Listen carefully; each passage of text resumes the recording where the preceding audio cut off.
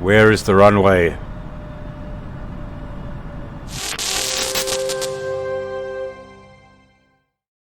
Hello some pilots and welcome back to another Microsoft Flight Simulator video. Once again we are in the A32nx by FlyByWire. We are currently en route from Zurich in Switzerland to Vienna in Austria, and today we're going to attempt an Autoland in Vienna due to a bad storm and very poor visibility in the area. So what is an Autoland in the A320? The Airbus Autoland allows the aircraft to land using the autopilot in very bad weather conditions that would otherwise make it impossible or very dangerous to attempt a landing. The aircraft will descend down the glide slope and along the localizer like a normal ILS approach, but instead of disconnecting the autopilot and landing manually, we will leave it to flare, retard the throttles and land all on its own. The aircraft will even maintain the centerline on the runway once it's landed by controlling the rotor. We will activate both autopilots. In case one fails, we can continue with the Autoland. Now it's important to remember you cannot perform an Autoland on any runway. There are certain requirements like ILS signal strength, approach lighting, terrain clearance, runway length, etc. that need to be fulfilled in order to facilitate an Autoland. There's different types of approach categories based on minimums and visibility. Today we're going to attempt a CATIII Autoland as we have some ridiculous visibility like 100 meters runway visual range. Stick around to the end of the video and let's hope we find the runway. Let's take a look at the approach chart and then set up the MCDU. There's not much more to do for an Autoland compared to a regular ILS when it comes to setting up the approach. So if I bring up Navigraph, as you can see here, we are almost at our top of descent and we are heading over here to Vienna. So let's choose our arrival. Our last waypoint is Niemöl. Our arrival is going to be Niemöl 1 Whiskey, and the approach we're going to do is ILS runway 29 via Ballad, and that's that one over there. So let's insert that and have a look at the chart. Okay, so this is basic ILS chart. If you haven't seen my ILS tutorial video, take a look at that. I will link it up in the corner. But for now, what we are interested here is you can see in the bottom left hand corner it says CATIII-B, and there's no decision height, and CATIII-A is a decision height of 50 feet. So this runway is capable of an Autoland. So once we join the glide slope over here, 3,000 feet, D7.4 from Oscar Echo X-ray, we'll descend along the glide slope and the localizer, and we will not disconnect the autopilot until we are down on the runway. So let's set that up in the MCDU quickly.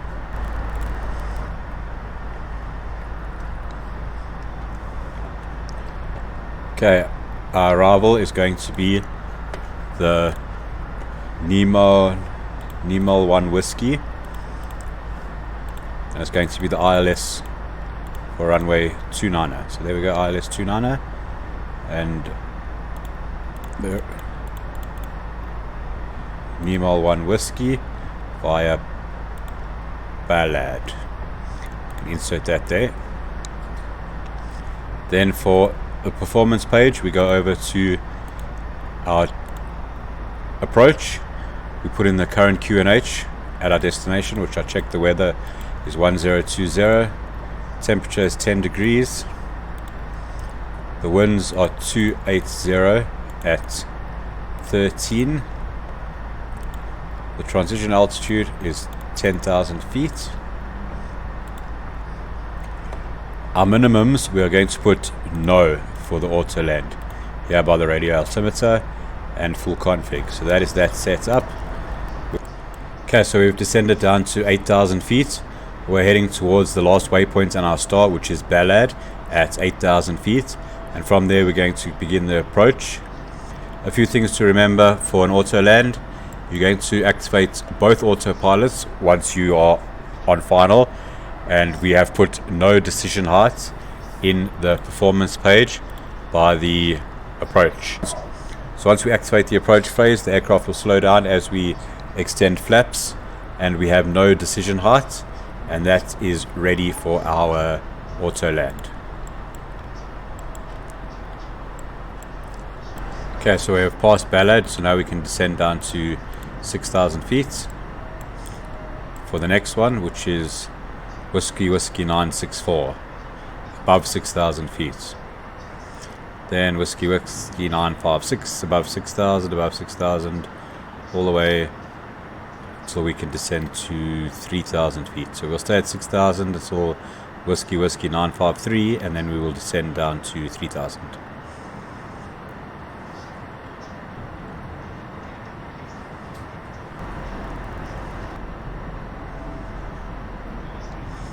So as we're approaching Whiskey 956, what we can do, instead of flying this entire approach, we can assume HC is going to vector us to join the ILS from here. So we can actually, from here, let's descend down to 3,000 feet and we'll go straight towards the ILS. So what we'll do is we'll use selected mode on the autopilot. So let's slow down to 220 knots so long. Let's start descending down to 3,000 feet. And what we can do is, because we're still 50 nautical miles away from the runway, is we can use a heading. Let's say HC is going to tell us turn left heading 040. And what we can do so long is we'll cut this out of the approach and we'll head towards the runway.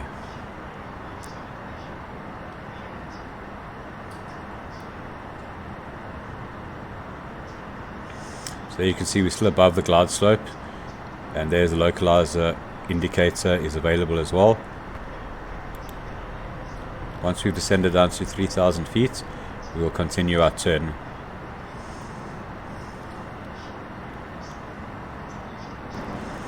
So as you can see, we are 14.7 nautical miles away from Oscar Echo X-ray, which is the ILS for runway 29er. So let's go ahead and turn left a little bit more for a more shallower intercept angle. So we'll turn left heading, I don't know, 000 or 360.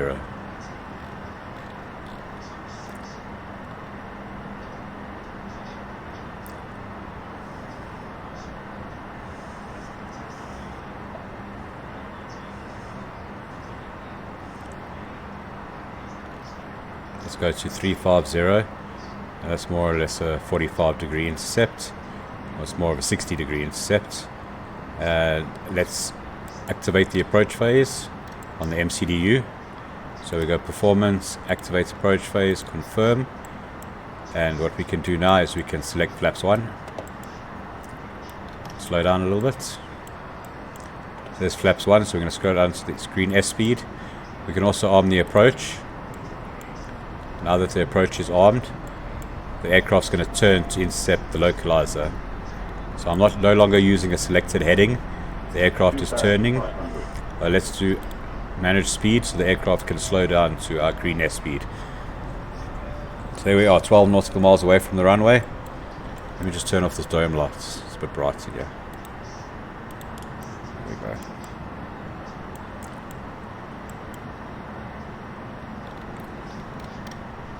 Okay, there the localizer's coming in, still above glide slope, 3,000 feet. There's our green S speed, so we'll stay there for now until we're a little bit closer. 11 nautical miles, really in the thick of the storm. Okay, so the localizer's being captured. We're still well below the glide slope.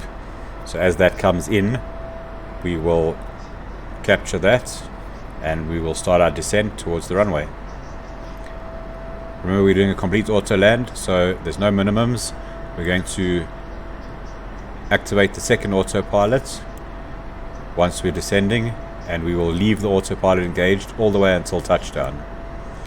Okay, engine anti-ice can come off, no longer ice detected.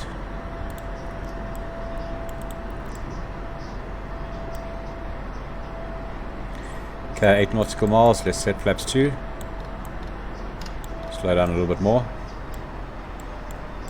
There's the glide slope is coming in. So there we go, glide slope star. And there we start descending along the glide slope. 7 nautical miles out.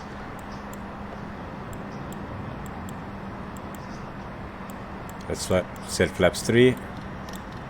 Let's lower the landing gear. We can, there's the outer marker, we can spoilers, ding the cabin, Flight attendants, please prepare for landing. Okay, 2,500 feet. Flaps full. Let's go flaps full. Still a little bit far out, 5 nautical miles. Okay, let's do the before landing checklist. So, EFIS is as required. ND terrain is currently in op. Gear is down and 3 green. Exterior lights are all on. We've been cleared to land, so let's put the landing lights on as well. Auto brakes are set. No, they're not. Let's set the auto brake. Spoilers armed. Flaps landing. Landing memo. No blue. And we are cleared to land. So landing checklist is complete. Okay, descending through 2,000 feet. Let's arm the other autopilot. There we go. So there we have CATIII dual, no decision height, autopilot 1 plus 2. 1,000. 1,000. I cannot see a thing.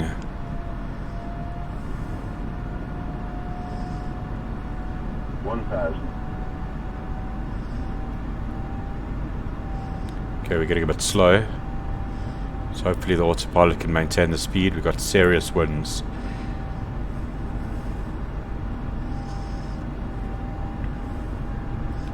Quite a crosswind as well. 700 feet AGL. Where is the runway? Okay, a little bit above the glide slope. A little bit fast. Autopilot's really struggling. Come on, where is this runway? 1 mile, 1.9 miles. Okay, black on glide slope. Now we're too slow.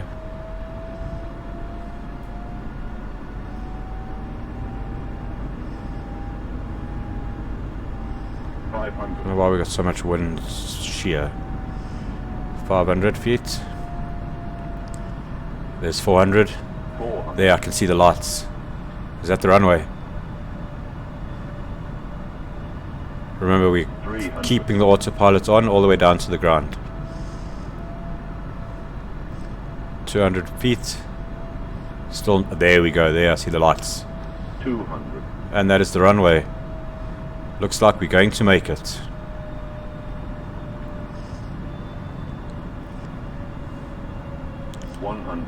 And we have found the runway.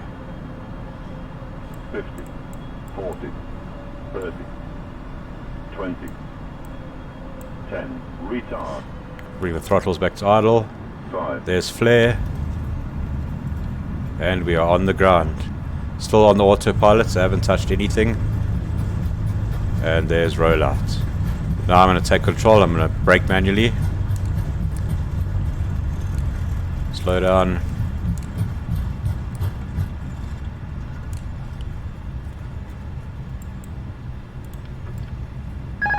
There, I've disconnected all those pilots.